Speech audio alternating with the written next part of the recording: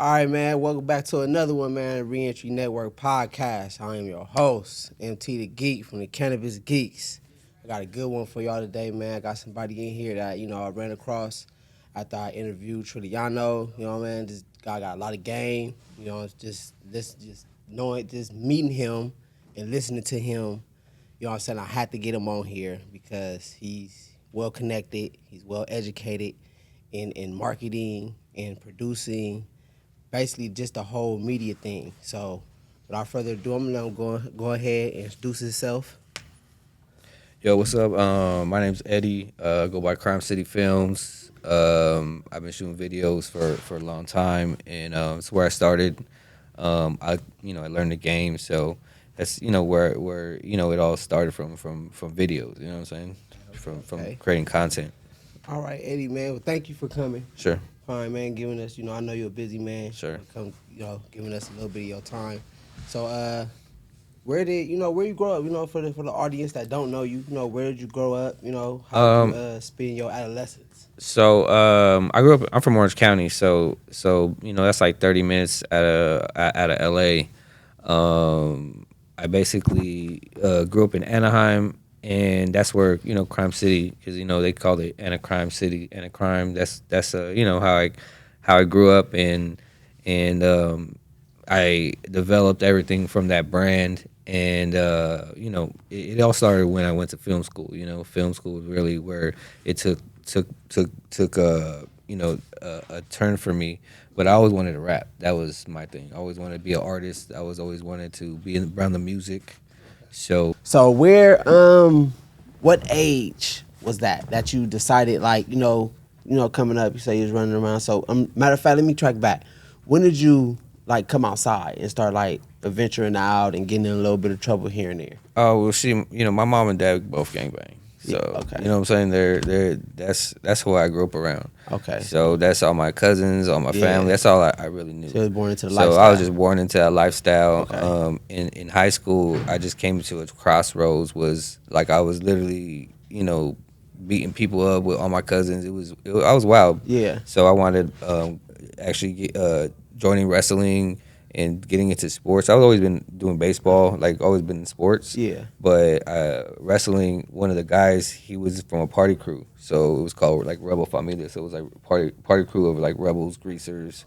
So Okay. so in a sense, it's like I went from gang banging, and then I just started partying, and it was just more like flyer parties, and Yeah. you know what I'm saying, that type of thing. That's Okay. when I was always just wild in the streets. Yeah. That's all I really.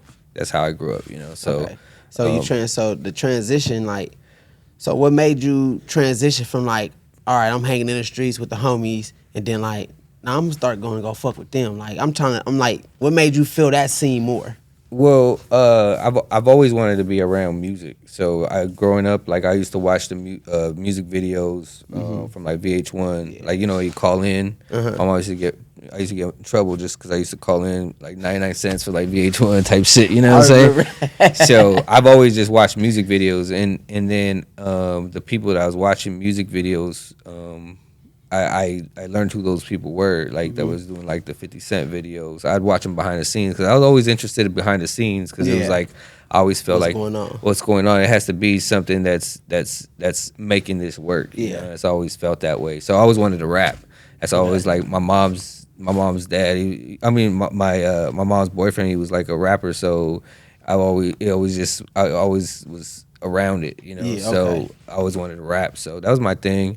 And then, like I said, when I went to film school when I went to apply, I told them I want to be in radio. And then, I've always talked like this, so they were just like, you are not, you're too urban for radio. Yeah. So they sent me away. Oh man. So the very next year, I heard the same commercial, right? And then I was like, you know what? I'm gonna go back for video. And so they can't turn me down because they said, in radio there's only like 5 jobs. But in video, it's just like tons of Yeah. things you can do. So I was like, all right, I want to go. So then I got accepted to the video school, and then Okay, that's dope. I started shooting, and I became an editor. Like I like to I like to be behind the scenes, and so when I started learning how to edit, loved it. Then I had to learn how to shoot and direct perfectly. You know what I'm saying? To Okay. get my edits Okay. that way. So So once you doing all that, you got into the school, you fell in love with the editing and all that. So where then did all the, because talking to you earlier, heard about all the connections, right, stuff like that. right. So where did that start? Where did you see actually? Because going to school for something and being like, all right, this is what I'm gonna That's do. the thing is I right out of film school Uh-huh. I was so broke. Like Yeah. my mom moved us from Anaheim to Irvine. So Yeah. now I'm living in Irvine in it's like a suburban area. Mm-hmm. So now I have to travel on the bus back and for like 3 hours just to go to school. So by the time I had to get a job, I was started serving at Olive Garden, and then that's when one of my friends he hit me up. He was like, "Yo, I see saved up for a little camera and a little computer," and my friend said, come film me," and he said Wu-Tang Clan. I was like, "What? Biggest Wu-Tang Clan fan?" You know what I'm saying? Like I'm more of a, as when it comes to like rapping, I'm more of like, I grew up around the lyricists, but I also Yeah. grew up around the West Coast shit. So it's Yeah. like I was like, so that was my mind state. And at that time, when I was in college, when my cousin was in college, I wanted to stay with him, and they came out with the West Coast Killer Bees. So now there's Bloods and Crips that were from Wu-Tang Clan that were actually lyricists. You know what I'm saying? Yeah. So I when they gave me a chance, I was like, okay. So I went there, and the Black Knights were there that night. I was like, what? I want to see the Black Knights. I'll meet the Black Knights. So when I met the Black Knights, they had the next day. They had brought me to Long Beach, and RBX had walked in, and we just sitting there smoking weed with RBX, and I was like, yo, this is crazy. Like I'm saying, like, I'm a kid that I listen to Dog Pound, Corrupt, and I got RBX right here. It's just wild for me. Yeah. You feel me?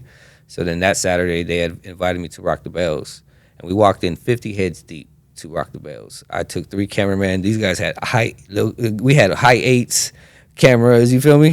But we walked in there 50 heads deep, and I'm thinking we Wu-Tang Clan. You know, at the time you thinking like, oh, these call RZA, they here, and it was like that. Yeah. But you know, when you start learning that oh yeah, these are Wu-Tang affiliates.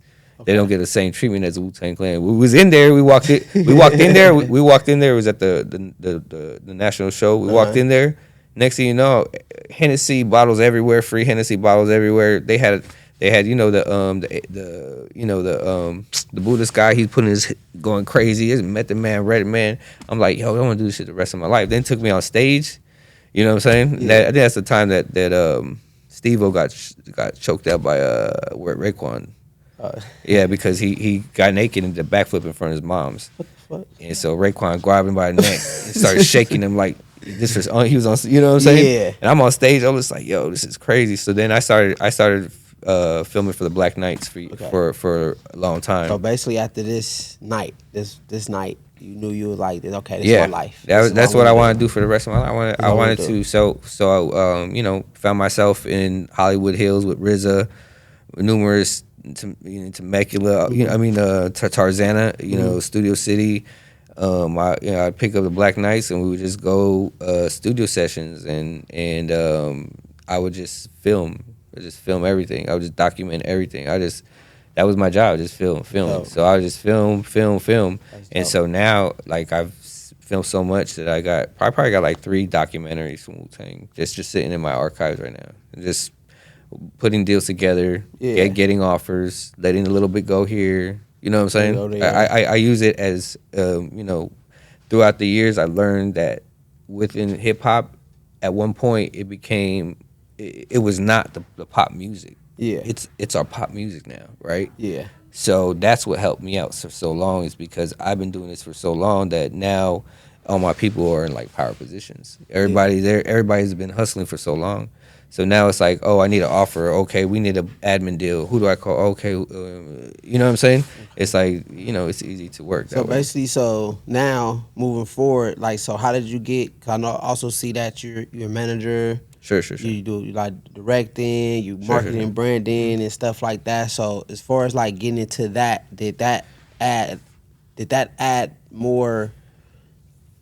Like, I can't find the right word, but It added value. Yeah, there you go, right Value there. It added for sure. You learning that, the marketing and stuff like that, it add value to you. Well, right when that happened, like I said, I started following them for a long time, but I realized, let's just be honest that RZA really didn't pay these guys, so I learned that within the dog pound, everybody gets to get.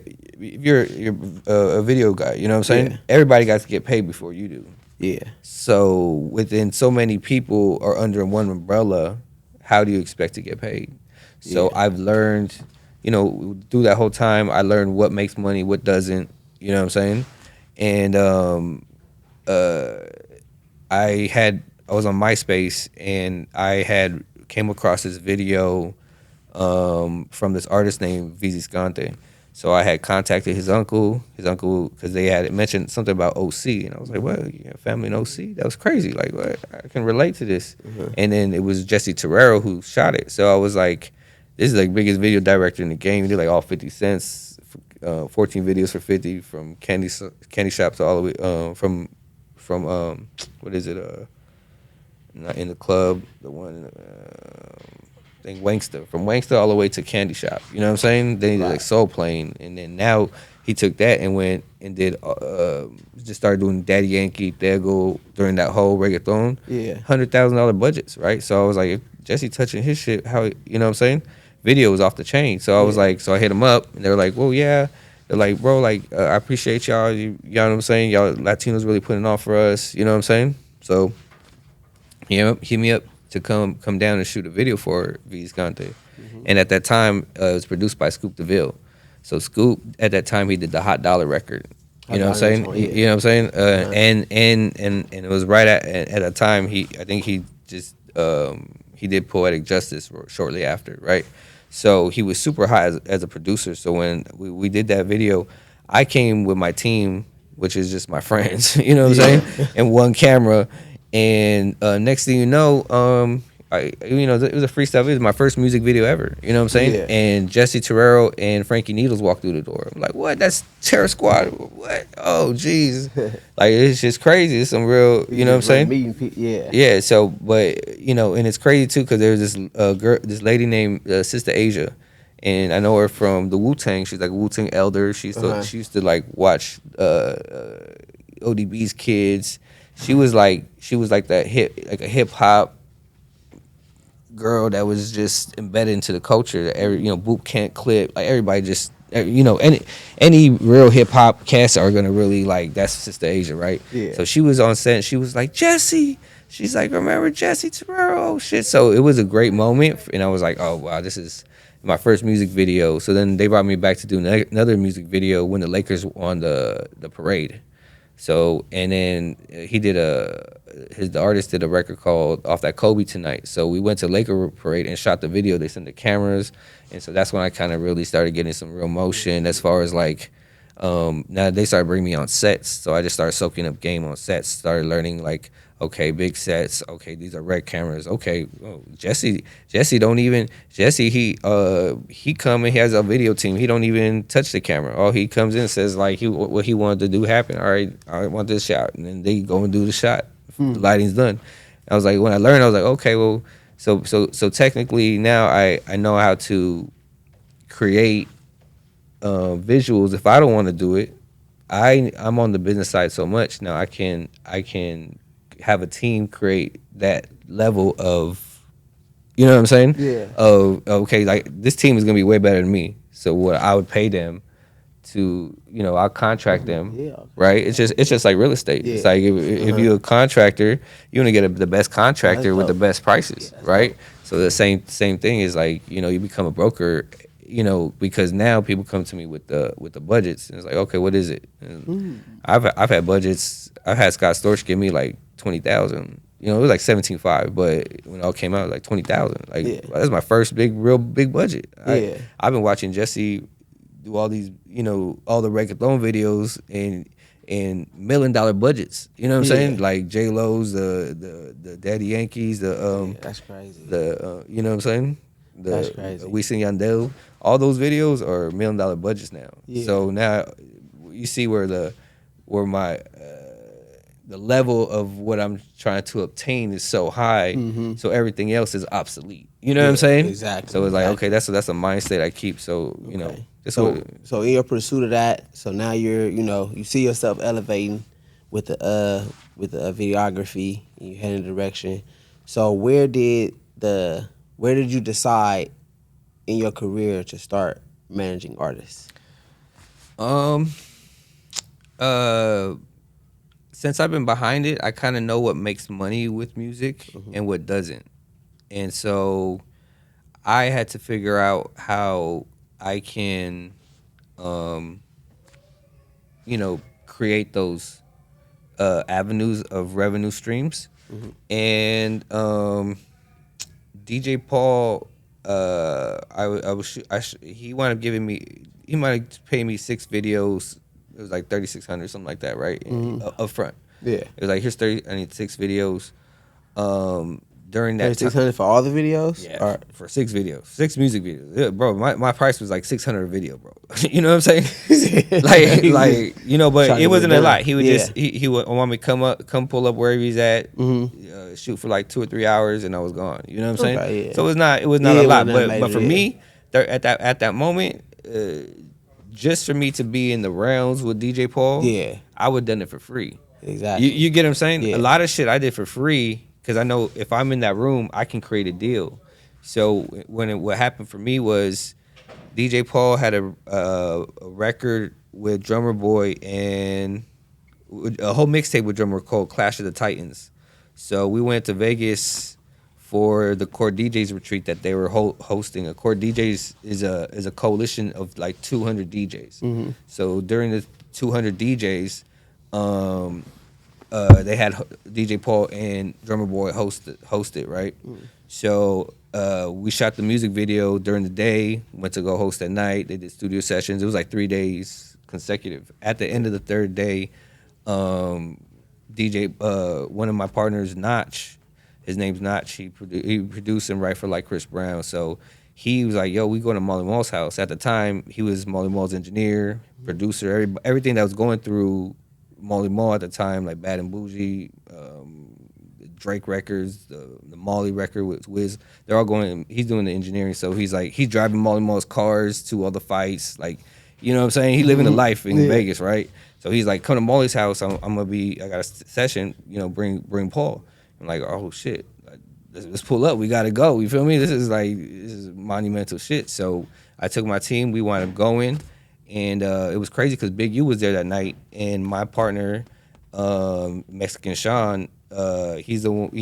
He's the one that plugged us up with DJ Paul. So I was trying to get Paul listened to I picked up this producer named TY, and he wound up just giving me beats, and I was like, yeah, I'll manage you, so I'll just play beats whenever I can to whoever I think so. But when I got DJ Paul, you know what I'm saying? And this guy has the new trap sound. Like this trap sound is so different. TY, he was produced, he made beats. Yeah. Okay. TY exclusive out of Pomona. Okay. So he was over there before Fingers left. Fingers was over there. I think it was Streetlight Studios with Dominique and IE. So then he took over there. And so the Flossie wound up selling the studio. So he was out of style. He's like, bro, I don't know what to do. I was like, well, he gave me CDs on, a CD full of beats.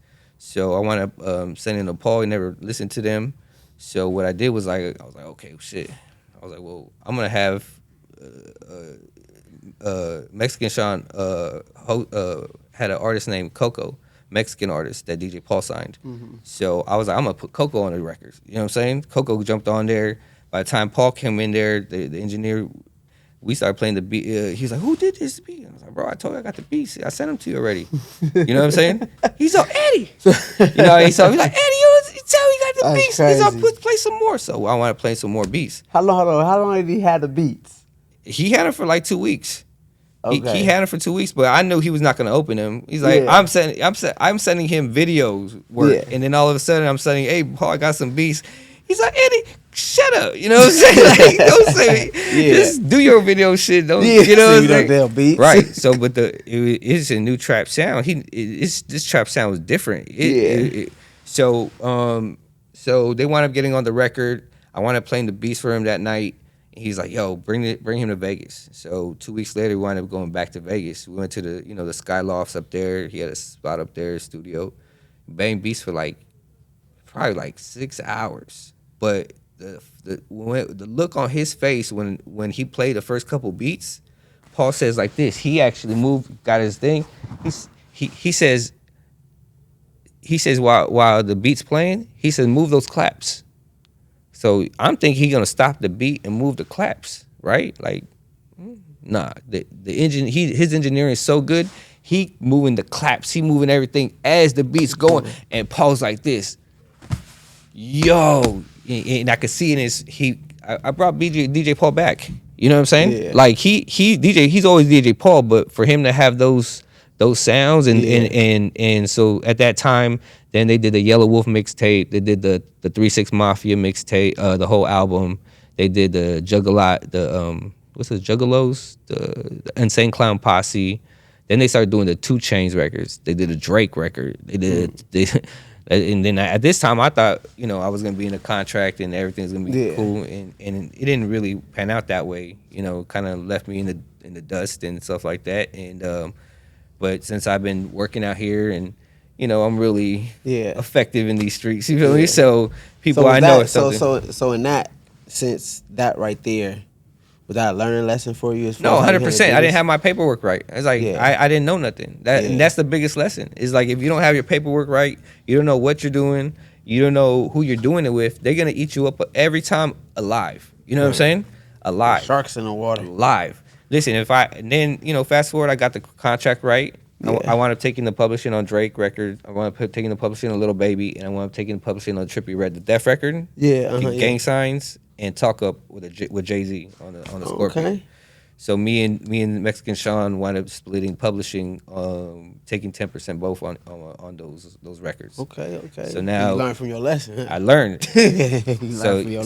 So fast forward. This is a kicker. So fast forward, with the Grammys that just happened. Yeah. Killer Mike got 3 Grammys, right? And got arrested. My producers will produce those records.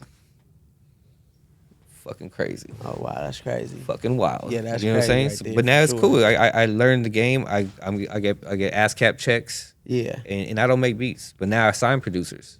I produce it in Germany. I produce it all over. I sign them, and since everybody come to me to create their music, especially all the managers. Yeah.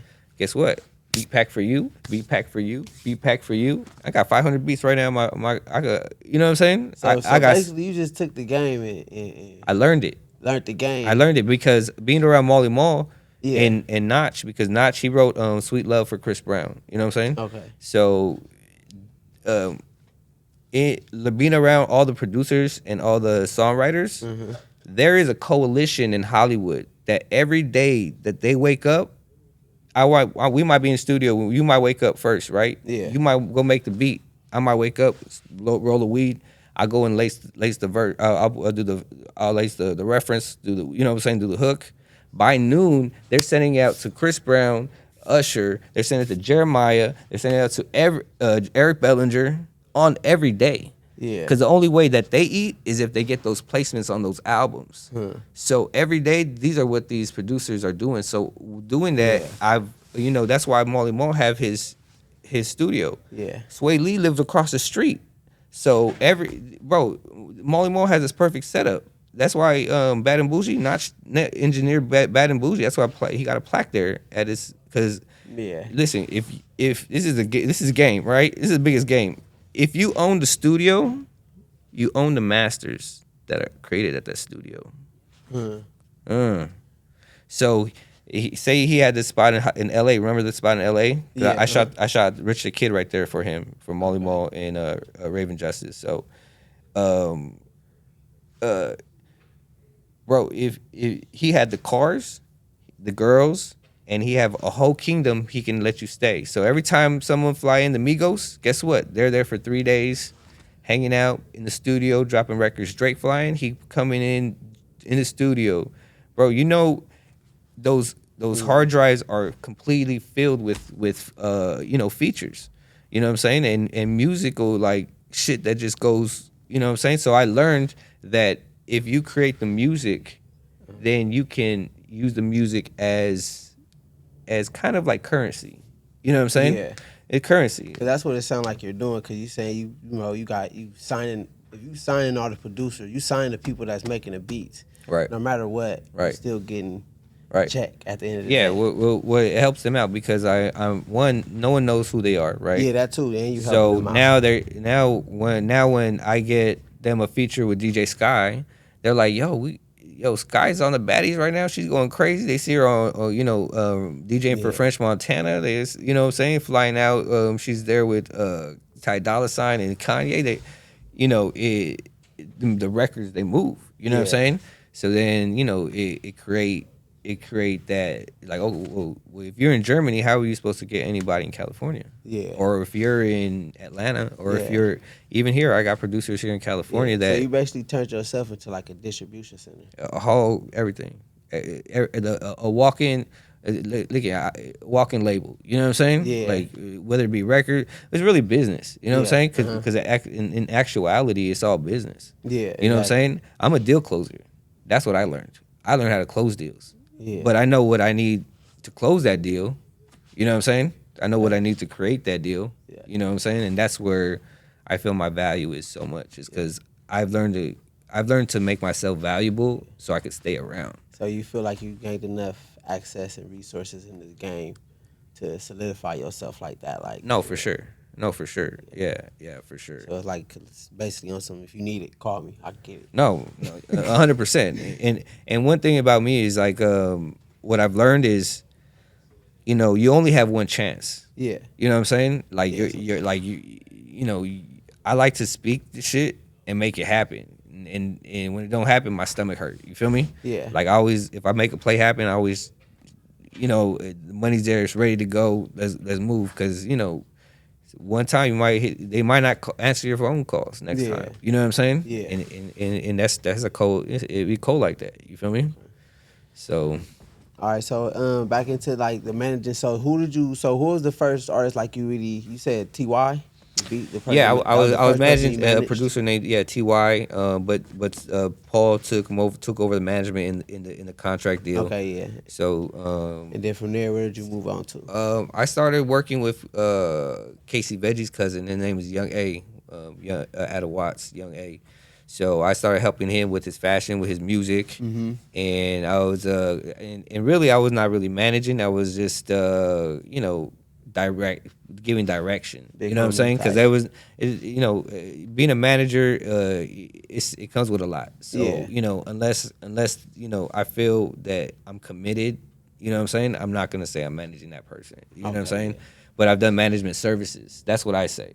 You know what I'm saying? Services. Management services. Like Charisma, I do management services for Charisma. So like all Okay. her bookings, any bookings that comes through, I help her get, like I help her create her strain, her cannabis strain. Okay. So I help her create Oh, her. so you helped her do the marketing and stuff for that? No, I actually you- walked her in there to Green Label, and Okay. we did a deal with them, and we launched into cookies. We launched because Green Label Cookies does all their distributions. Yeah. Uh-huh. So all their they have the blunt rolling factory, the cookies blunt rolling factory Yeah. there. All the apes that you see in every cookie store get weighed out and manufactured there. Through there, yeah. So we we did the Wolf Pack with Xavier Wolf, we did the Passport. Shorty did his strain out of there. So Okay. we'll help them launch into build their their rollout for their strain. And I try to make it synonymous with their album. I say, what I'm saying, that was my pitch. Like I even at one Yeah, point I had artwork Cannabis for and music. I had artwork for Ice Spice. Yeah. right when her shit came out. Yeah. Okay. No, like I had the artwork, but she wanted 20,000 up front. And we're not gonna do the 20,000. My people just don't want to do that. You know what I'm saying? We'll take you, launch you into California, and then start launching into the other states. Yeah. And give you your own strain, have you develop it from top to bottom. But we're not gonna come pay you for us to come develop your shit. Yeah, that makes no sense. Yeah. So what happened? Like, cause now you speaking my language, Right, you're talking my league. So it's like, how did that come about? Like, how did you get into the cannabis? Like, did meeting them take you into that? Man, I've been smoking weed since I was a kid. You feel me? Yeah. So like, obviously I'm just around the cannabis, but filming so many. I've been at all the Kush Stocks, the High Times. I've been hired by all the biggest brands Yeah. to create content for them. So Yeah. essentially, when I would go to these uh, uh, festivals, Yeah. I know I'll go to every booth and I'd film 3 to 5 seconds, 10 seconds, 20 seconds, whatever I feel I could create something for them. And then I'd say like, here, let me get your contact, whoever does the marketing, and I would send it to them. And they would send me packages and then I'll create a rapport. Like at Rolling Loud, I did for Bel Air.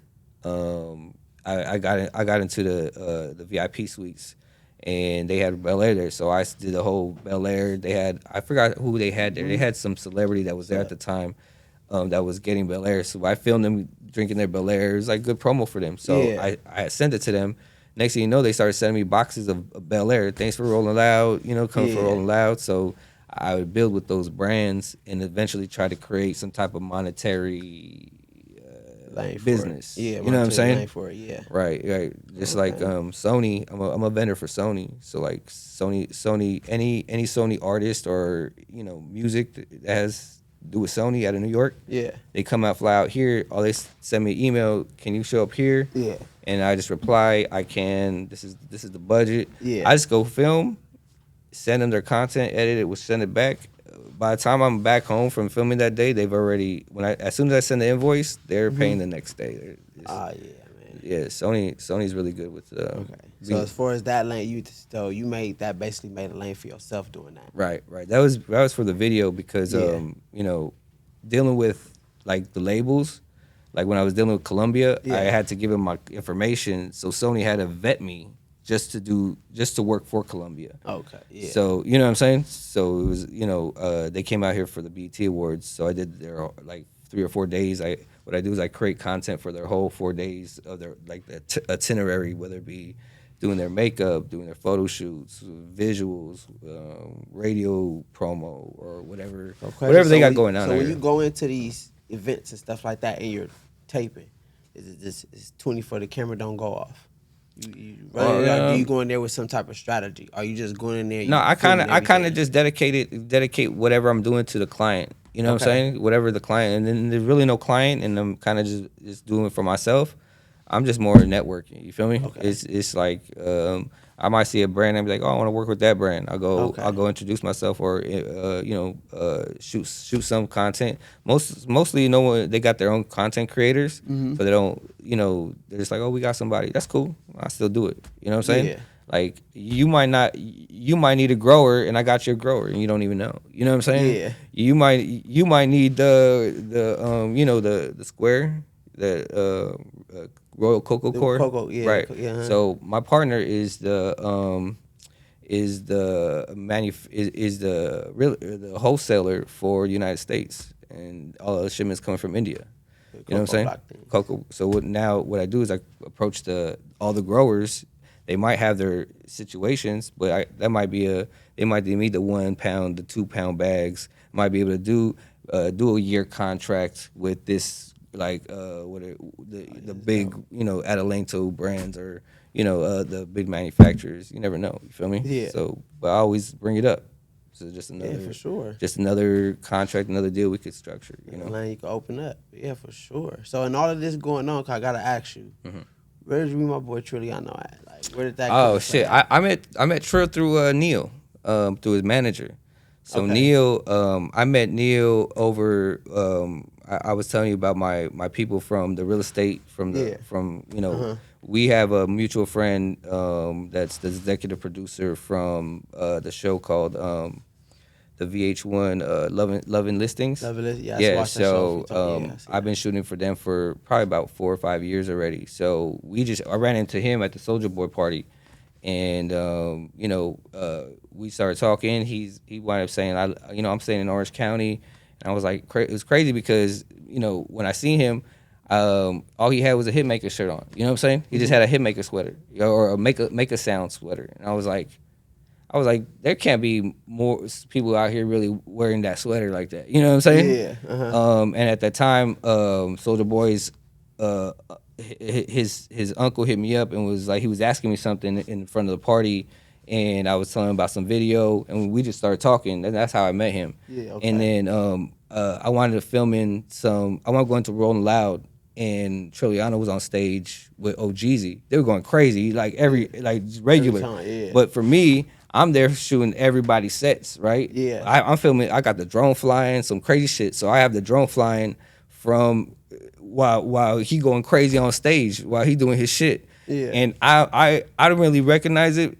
When I start going through the drone footage, I start seeing it. I start seeing the drone footage. I was like, yo, that's Neil's artist. You know what I'm saying? That's crazy. So what I did, I sent Neil the footage, and it was like, yo, this is crazy. And then they had what brought me out to, I think it was Orange County. They had a show OGZ, and I went crazy. I just went crazy on the recap. You feel me? And we just it started becoming a daily thing. Going to San Diego, started doing shows, and you know what I'm saying. Just the recaps. It made the whole situation so lively. You felt like you in the mix. So it's like 2 or 3 years now. We just been doing a lot of work as putting plays together. Now we're putting major plays together. Like we just started doing content and filming. Now it's like we actually put in real deals together where we changing our lives in situations. You know what I'm saying? Yeah, that's dope. And it, so and it feels are good. you now managing? Co-managing. Co-managing. Co-managing. So co-managing. Yeah, Neil's been his manager. You know what I'm saying? So now you just basically came in with your services. Right. And I've been, I've always been on the sidelines. Just anything. I've always had a studio in like Hollywood Hills. Yeah. Everybody welcome to come and create. You know what I'm saying? It's always been a really, really great energy. That's the thing is like I'm an energy type of person, and I get along with really good people. You know what I'm saying? Great people is, I've been in this game for so long. Great energy, great person is far beyond any monetary shit. You know what I'm saying? For sure it is. It's like, that value trumps everything. That trumps money, man. To me. Right. I like good people, and I like, for sure. And you know what's good about Trill is his music, man. His music make Project you Party. his music make you feel good, man. You feel good, It make you want to in California, with so much stigmatism around like gangbanging, right? It's like the party music it feels good. You know what I'm saying? Exactly. And that's what I love good music. You know what I'm saying? That's what I'm around all the time. So what you doing now? Where did the clothing brand? Where did the clothing come from?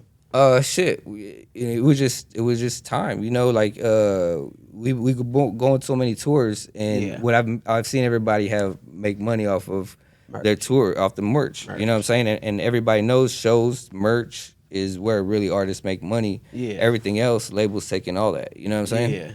Yeah. Music, you won't get no pay for music for years. You know what I'm saying? Yeah.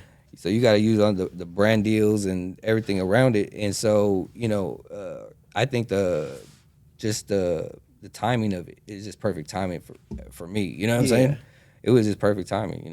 Like it was like, yo, got another tour coming. We got another tour coming. It's all right. Well, let's get some designs. Let's make it happen. And then as soon as we got it on tour and it started going crazy, our orders are going. We shipping out. We doing all types of stuff. So that's what's up. That's what's up. So would you say that's a major part in your whole business? You got something going for as media is having some type of merch. Yeah, I think merch is so important because it's I always like to have something to give people. You know what I'm saying? Like, remember me by this. You know what I'm saying? And lately we've been really going hard with the promotion and the campaign. So this is all part of the campaign. Putting his whole campaign together. So that's where my focus is really pushing the brand. And actually, Project Party is actually a new record label that we putting together. Then we start signing artists, and we start signing producers to Project Party. So within this year, this is the launch of the brand. But we're establishing it to where it's gonna be all around entertainment, from content to everything you can do, one-stop shop. That's dope. So this is the first I guess you could say, the first phase to Yeah. putting that whole situation together. Hey, that's dope. Yeah, That's really dope right I'm there. super excited to see what type of artists we get on the label. Yeah, 'cause I definitely love the movement. I do a lot of A&R work, so Yeah. I got my eyes on like 15 artists, like female artists, male artists, singers. You know what I'm saying? I hear 'em. Stay on your shit. Yeah, no, for sure. Like, I'm looking into like Dembo, with Dembo type artists. You know what I'm saying? Different producers doing they got this thing called what is it called? It's called bachata drill. Bachata drill, bro. It's sick. You know what I'm saying? So I'm also helping, developing these new sounds Yeah. of what I feel, because with Space Camp, I really want to have the next sound from radio sound. Like next year, I want to try to have everybody have their Space Camp. You know how League of Stars came out and everybody they started dropping and they became a great production crew. So that's in 1500 and nothing. So that's what I'm pushing with the Space Camp is the production crew. You know what I'm saying?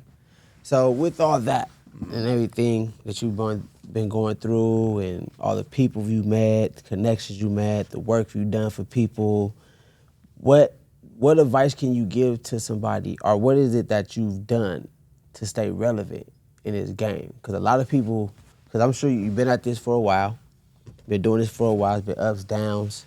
Sure, it was days you want to be like, man, fuck this shit is getting on my nerves. What did you do to stay irrelevant? What motivated you to be like, you know what, I'm gonna be irrelevant out here. I'm gonna stay irrelevant, and I'm gonna continually to be irrelevant. I think it's just the consistency for me. You know what I'm saying? Consistency is what I feel like. Every day I wake up, and I don't feel like I have a backup plan. You know what I'm saying? This is my life. You feel me? Yeah. There's not. I when I leave here, I'm going to film. Or what I'm saying? Like I gotta go structure something out. You know what I'm saying? Like I've always got something going on. So I think the way I stay relevant is taking the content and always delivering the best to the best brand around the best brands. You feel me? I think that's what's kept me relevant is being able to actually just be in every room. Like with the camera, I can be in every room. Yeah. You know what I'm saying? I can be in every room. You know what I'm saying? I can be in every room, and once I get in that room, make it happen. I'm making a deal happen. You know what I'm saying? Whatever. Someone needs something. Listen, somebody everywhere needs something. Yeah. If you figure out that something and you can fill that void, you'll be able to stay around and be valuable forever. You know what I'm saying? That's a good one. That's a jewel right there. Yeah, that's a gem right there. Yeah, that's a gem right there. I got a question for you, because we got a question. Just went past it. What is it? Bachata drill? Bachata drill. Bachata drill. Right. What is that?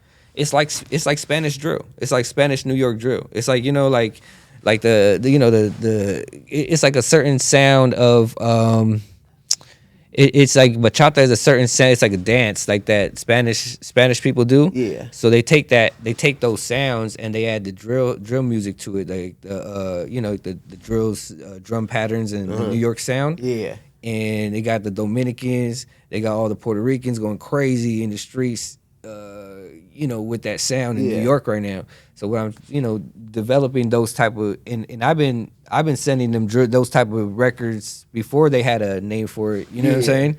So now that what I'm trying to do is really just take those sounds and take artists and break them in those territories and regions. You get what I'm saying? Okay. So even Florida got a different sound. You know what I'm saying? Yeah, for sure. Everybody has their own sound. Right. Every region has. But if you take it and you tweak it, you know what I'm saying? And even I have a lot of like, I like to have my art, like when I listen to a record, I'll take this record, I'll screenshot it, and I send it to my producer and be like, remake this one and I'll tell him like the last record I did was baby, baby, baby, baby, you know that you're so. I told him do that one, and then he's like, I said, but I need a New York drill. I need a drill sound. You know what I'm saying? So he said, there's this new drill sound that's a slower drill sound, but it's got this R&B vibe. So it's got this R&B drill sound to it. So when he made that record, I was like, yo, okay, this is, you know what I'm saying? So I constantly trying to develop sounds and create new waves of music. So in that, what you saying that sound, you got some, you know, you working on something over there. Yeah. What is what goals do you have? Like, not saying nothing too further in the future. Let's just say this next year coming up, because 2025 is coming. Sure. What goals do you have set? What goals do you have in mind getting done?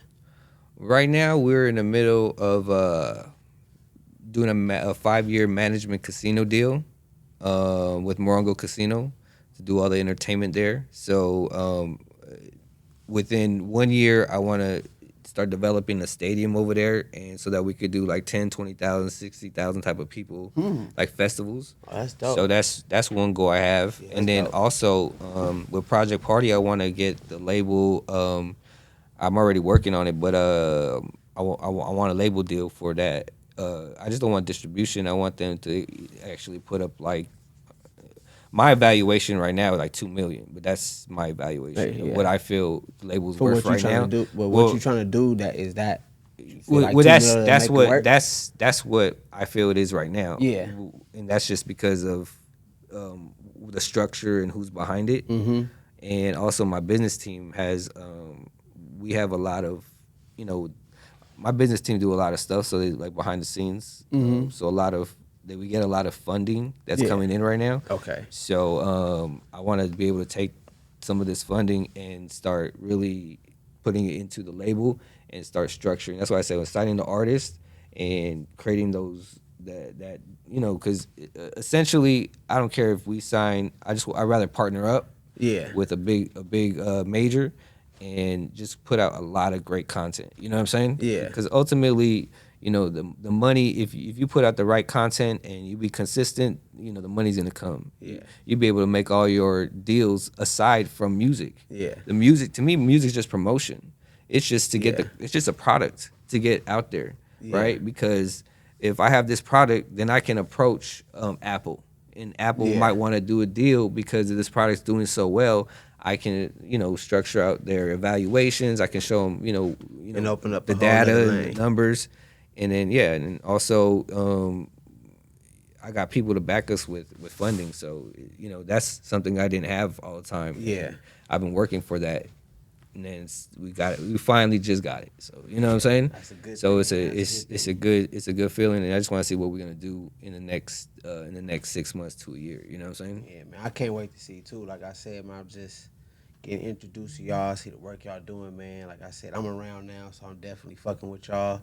I love everything y'all doing over there. Project Party going crazy. No, we for sure got some good shit coming, man. Like Eric, you know, Trill got a lot up his sleeve. You know what I'm saying? Like, I talked to him a lot of people. Ago. Yeah, a lot of people know because you know he real humble, but in a sense, like he got a lot up his sleeve, and it's just about for us, it's just structuring it out and rolling it out right. You know what I'm saying? And that's crazy. Cause I talked to him about that. Do you think that's very important? Like, no, that's the rollout. The rollout. Listen, there ain't no singles coming out unless there's a rollout. You know what I'm saying? If you don't have a proper rollout, people are not even listening to. I'm gonna be honest with you. Wondering, not to cut you off. What is a rollout? I know, but okay. So for me, a rollout would be, say you have you have a single, right? Yeah. You have your single. The 30 days that you're going into that single, you should start your rollout, which means you should start dropping the single, right? Snippets of the video. They say for every single you have to have about 20-30 pieces of content just for that single, right?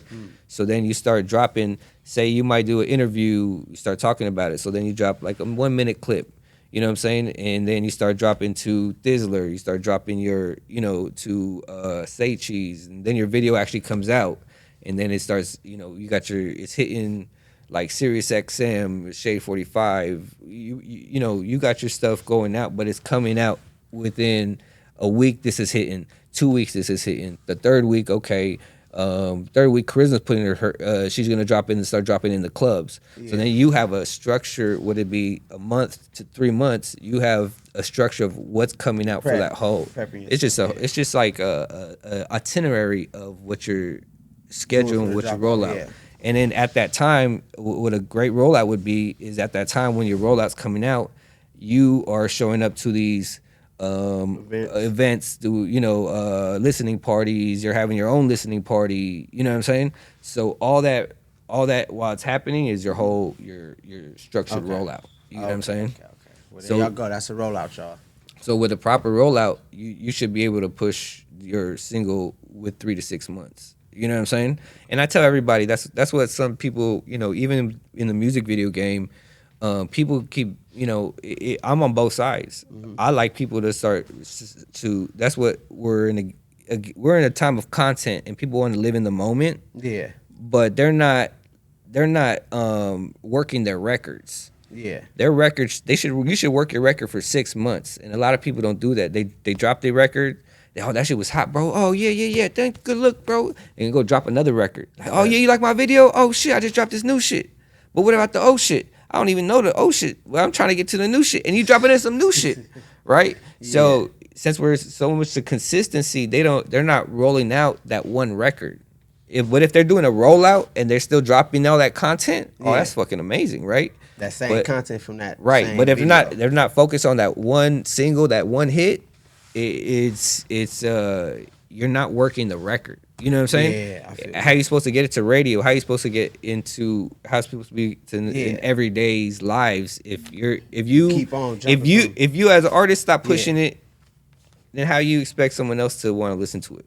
Exactly. You know what I'm saying? Yeah, that's some more game for y'all right there, for sure.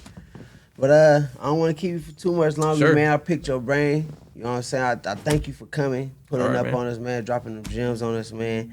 I can't wait to see what you got coming up next in 25. Yeah, man. Yeah, you know what I'm saying? Let's work, man. Like, you know what I'm saying? I got a lot of we got a lot of stuff going on, and we want to get everybody involved because y'all got some great shit going on here. And thank you. I know that like you guys are, you just need some fire to propel this shit. You know what I'm saying? Yeah, for real. You know what I'm saying? Like it's consistency. You feel me? And the way you guys are, you guys just hit 1 million views, right? Yeah. Fucking amazing. You feel me? Thank you. Y'all need to hit YouTube. Be like, yo, we need that. Send that. We need that check. Yeah, send man. that 1 million plaque. They not gonna send no check, but they'll send the plaque. You feel me? I promise you that. Thank you, man. Thank you for that, man. I appreciate you for coming through, man. Like I said, man, that's another one, man. Reentry Network. I'm MT the Geek from the Cannabis Geeks, man. We'll be back with you. All right, man. I appreciate that. Good shit, brother.